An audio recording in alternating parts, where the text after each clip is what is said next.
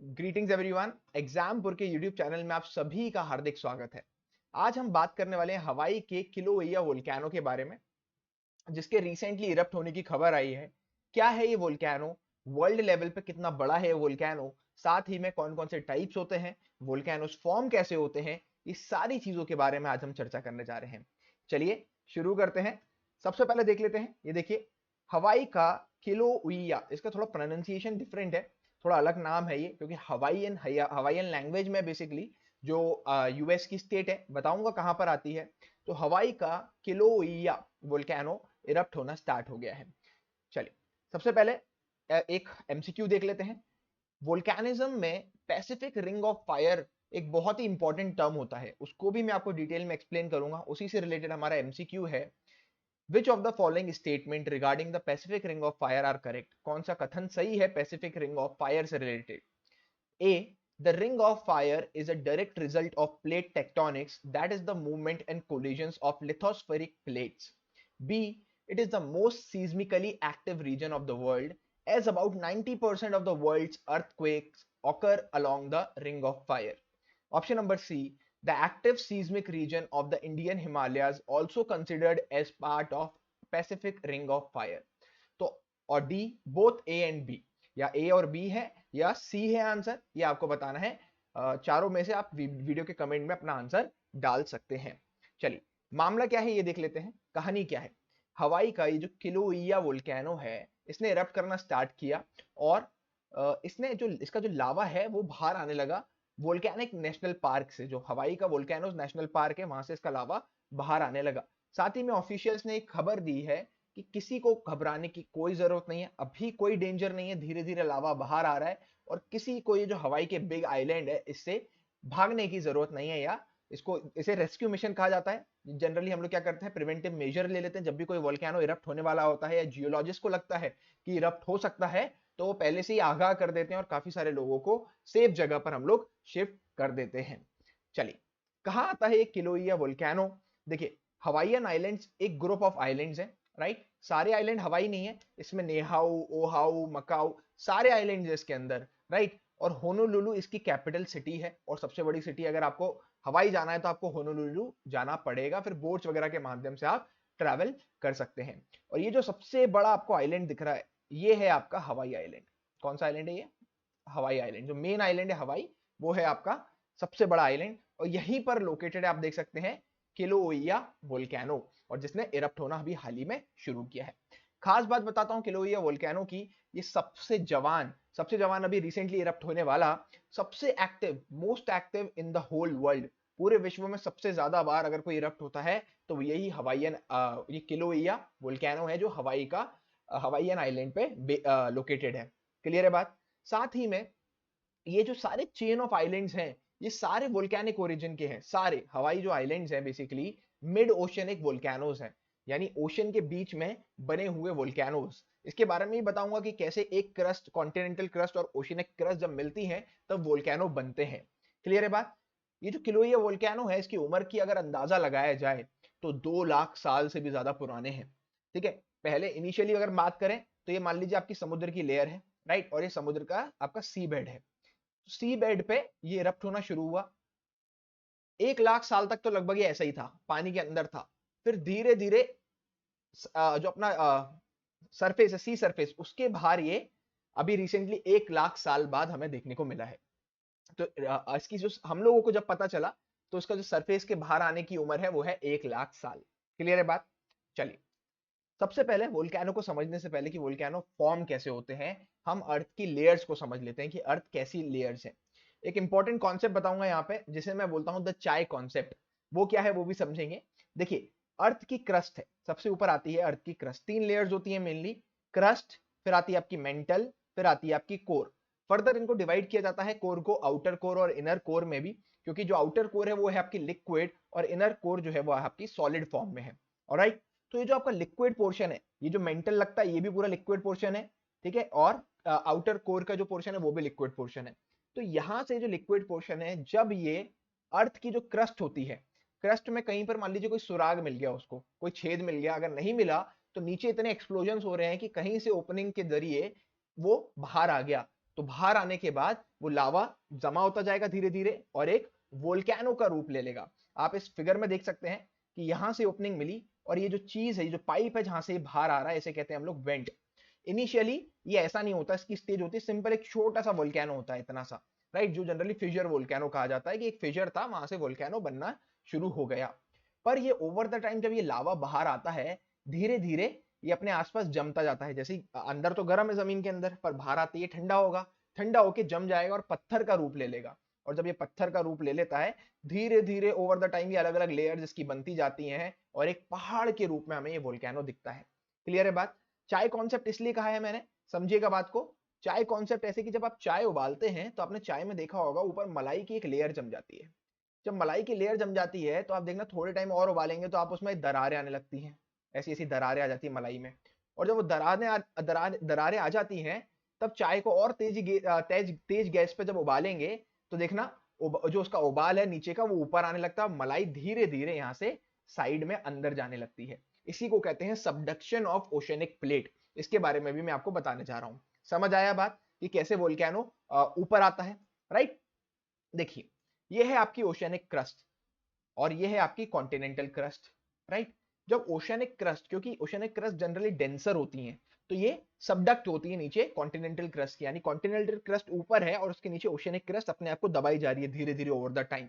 तो ये basically fault line है यहाँ पर, राइट? और इस फॉल्ट लाइन की वजह से, यहाँ पे टाइनी ओपनिंग्स की वजह से, जो मॉल्टन रॉक है, मॉल्टन लावा जो है, वो ऊपर आने लगता है। और आपको जनरली जो ओशियनिक क्रस्ट और कॉन्टिनेंटल क्रस्ट जहां पर मिलते हैं, वहां पर ये वोल्केनोस आपको वोल्केनोस की फॉर्मेशन देखने को मिलेगी।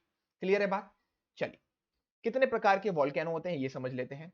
एक होता है आपका फिशर वोल्केनो, दूसरा होता है शील्ड, कंपोजिट और कैल्डेरा। कुछ सुपर वोल्केनोस भी होते हैं, बहुत कम देखने को मिलते हैं, और मिड ओशियनिक वोल्केनोस होते हैं, वो भी मैं आपको बता देता हूं। फिशर वोल्केनो बेसिकली वोल्केनो जहां पर एक ओपनिंग मिली और वो ऊपर आके फैलने लगा। क्लियर है बात? ये बाद में धीरे धीरे धीरे धीरे फिशर वोल्केनो आपका शील्ड वोल्केनो में कन्वर्ट हो जाएगा। अब शील्ड वोल्केनो और कॉम्पोजिट वोल्केनो में फर्क क्या है? देखिए, शील्ड वोल्केनो जो हमारा किलोइया जो वोल्केनो है वो शील्ड वोल्केनो है, ठीक है? और हवाई आइलैंड्स पे ही वर्ल्ड का सबसे लार्जेस्ट वोल्केनो भी मिलता है। वो कौन सा है? मोना लोआ। मोना लोआ नाम याद कर लीजिए, वर्ल्ड का सबसे लार्जेस्ट वोल्केनो है मोना लोआ। ऑलराइट, इतना लार्जेस्ट है कि इसका डायमीटर 112 किलोमीटर लंबा है। सोचिए, आप इमेजिन कीजिए, 112 किलोमीटर, मतलब हमारे शहरों से भी बड़ा वोल्केनो ये है, राइट? शील्ड वोल्केनो और कंपोजिट वोल्केनो में फर्क क्या है समझिएगा, कि दोनों वोल्केनो जमीन से आ रहे हैं, वेंट के माध्यम से वोल्केना लावा बाहर आ रहा है। पर इसमें जो लावा आ रहा है वो इतना गर्म है, इतना मतलब कहते हैं पतला है कि वो दूर दूर तक फैलता है, ट्रैवल ज्यादा करता है। कहते हैं ना, कोई पतली चीज ज्यादा दूर तक ट्रैवल करेगी और कोई गाढ़ी चीज होगी तो कम जाएगी। जैसे टेबल पे आपने पानी डाला तो वो काफी पूरी टेबल पे फैल जाएगा, वहीं पर आपने टेबल पे अपनी ग्लू डाली, जो आपकी चिपकाने वाली फेविकॉल डाला मान लीजिए, तो वो कम दूर तक फैलेगा। तो यही बात है, शील्ड वोल्केनो में वो दूर तक फैल जाता है, तो इसकी जो कोने होते हैं ना, वो ऊंचे नहीं होते, एकदम तीखे नहीं होते, ये ऐसे फैले हुए रहते हैं, राइट? और कंपोजिट वोल्केनो की बात करें तो इसके एकदम स्टीप होते हैं। स्टीप क्यों होते हैं? क्योंकि इसका जो लावा है, दोनों बेसाल्टिक लावा होता है, और इसका जो लावा है वो बहुत गाढ़ा होता है। गाढ़ा होने के बाद मतलब ये निकलता है वेंट से और इसी के आसपास जमता जाता है, और जमते जमते जमते जमते ओवर द टाइम ये एकदम खड़ा हो जाता है। इसकी जो दीवारें हैं, जो इसकी बाउंड्रीज हैं, वो तीखी हो जाती हैं। क्लियर है बात? साथ ही में बात करें कैल्डेरा क्या होता है। देखिए, ये जो कंपोजिट वोल्केनो है, मान लीजिए ओवर द टाइम डिपॉजिट हो गया, ठंडा हो गया, ठीक है, ऊपर ये ठंडा हो गया, जम गया, एक पहाड़ का रूप ले लिया इसने। जमने के बाद इसमें इतना खतरनाक एक्सप्लोजन हुआ कि एक्सप्लोजन के बाद जो ऊपर का जो स्ट्रक्चर था, ढांचा था, ये जो ढांचा था, ये गिर के अंदर चला गया। तो ऐसा एक क्रेटर टाइप बना लिया, और इस गड्ढा जो बनता है इसी को हम लोग क्या कहते हैं? कैल्डेरा कहते हैं। समझ में आई बात? तो ये बेसिकली आपके चार टाइप के मेजर वोल्केनोज हैं। सुपर वोल्केनो वो हो गए, मान लीजिए ओशन में बहुत हजारों किलोमीटर लंबे वोल्केनिक ओरिजिन के, जो मिड ओशनिक रीजन में बन जाते हैं और एक पूरा देश बन जाए जमीन के अंदर से निकल के, उन्हें कहते हैं हम लोग सुपर वोल्केनो, जो बहुत ही रेयर है, बहुत रेयर। हिस्ट्री में सालों साल बाद आपको कभी देखने को ये मिलेंगे। वहीं पर मिड ओशनिक रीजेस की बात करें तो ओशन के बीच में आप लोगों ने देखा होगा छोटे छोटे आइलैंड्स हैं। वो आइलैंड्स बेसिकली आए कहां से? ये सारे वोल्केनिक ओरिजिन के होते हैं। जमीन में कोई भी फिशर मिला, वहां से ऊपर आए और सी जो सरफेस है उसके लेवल से ऊपर आ गए, तो हम लोग इन्हें एक आइलैंड बोल देते हैं, और ये वोल्केनिक ओरिजिन के ही होते हैं। क्लियर है बात? चलिए, आगे बात करते हैं। देखिए वोल्केनोज में समझने वाली और भी बातें हैं। जो वोल्केनो आपको दिखाया ये जमीन के ऊपर दिखाया, अब समझना कि वोल्केनो जमीन के नीचे काम कैसे करता है। ये आपका वेंट है, ये वेंट में कहीं से तो लावा आ रहा होगा। तो सबसे नीचे आता है एक फिगर जो आपके लिए यूपीएससी में बहुत इंपॉर्टेंट है, डायरेक्ट क्वेश्चन पूछा जाता है कि बैथोलिथ क्या है। तो बैथोलिथ बेसिकली आपका एक ऐसा स्ट्रक्चर है जो जमीन के अंदर है और बड़ा पार्ट है मैग्मा चैम्बर का, इंपॉर्टेंट हिस्सा है बैथोलिथ। क्लियर है बात।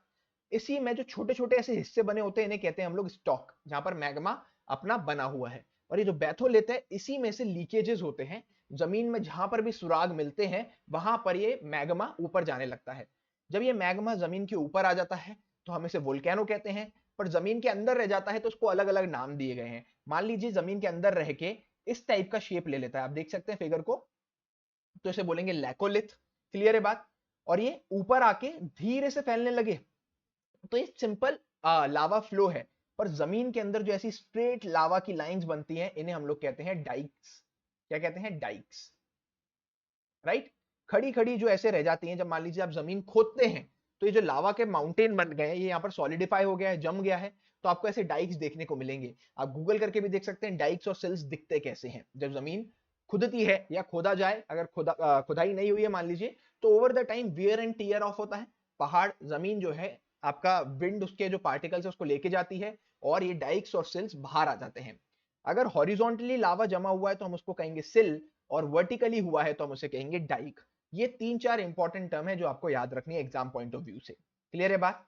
चलिए अब हमें समझना है पैसिफिक रिंग ऑफ फायर क्या है।